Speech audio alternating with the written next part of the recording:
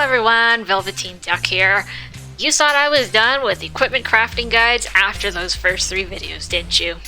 Well, I thought so too, but here we are doing a part 4 because with release 248, you'll now be able to create some uniques and set items pretty much from scratch. Please note, there are actually 2 equipment creation systems. The first one is the old one for very specific event uniques such as Dragon's incensed weapons, Amulet of Deflection, and the Helios amulets. These uniques are not the focus of today's video, as they are the minority as well as event specific.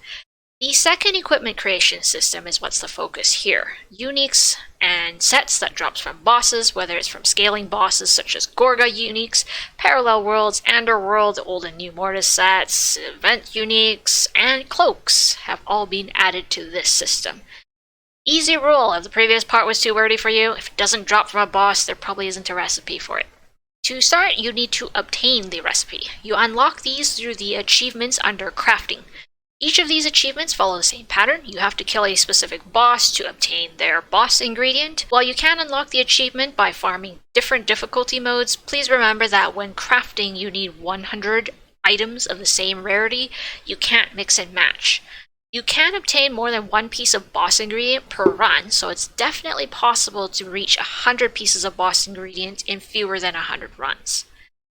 Let's talk about the Parallel World uniques first. To craft these, you'll need a boss ingredient, 500 ores, an item of any rarity that matches the slot you're crafting for, and the appropriate Parallel World ring.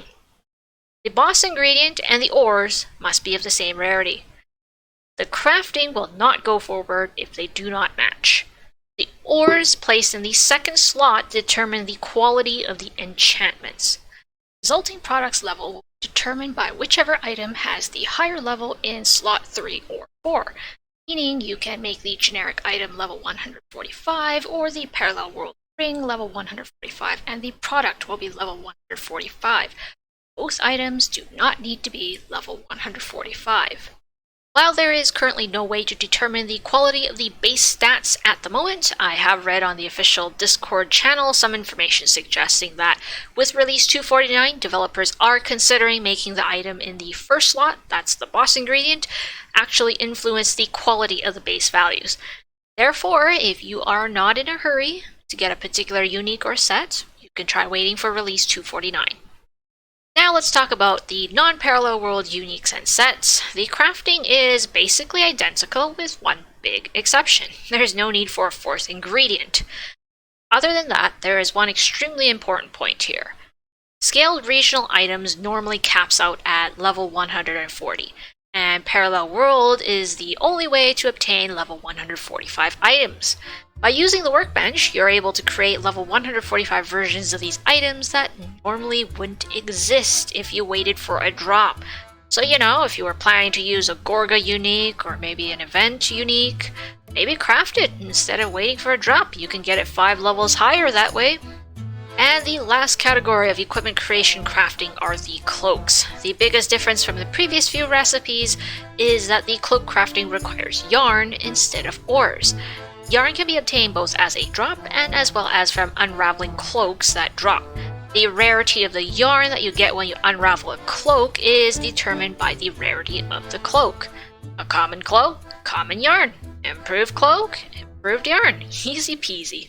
Alright, so with all that said and done, let's get on to the last few condensed farming tips that I have. For Parallel World uniques, it is possible that you have never killed that Parallel World boss and still managed to get their unique as long as it has a matching boss in the normal world. Sorry there, Grimegg. It's what you get for bullying us in the tutorial. For everyone else, you can farm the normal world boss, both to complete the achievement as well as the ingredient to use on the workbench. While it does cost keys of prowess to enter these dungeons, the trade-off is that these bosses are significantly easier to kill than their Parallel World counterparts, and you also get access to lower difficulties from painful to fatal that doesn't actually exist in the Parallel Worlds. Remember that boss ingredient drops are guaranteed in painful mode and up. If you're running low on Infernal Fragments, save them for doing boss runs to get the legendary boss ingredients.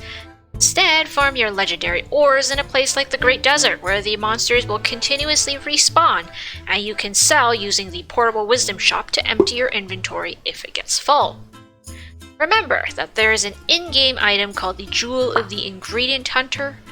This item makes your life that much more efficient and can only be obtained from the glowing cave. There's more information on that topic in another video, which I'll link to over there. So, with all of that said, if you still have questions or some tips not mentioned in this video, please leave it in the comments below, or you can join our Discord server. We answer questions, we're friendly, and we occasionally play games, so hope to see you around.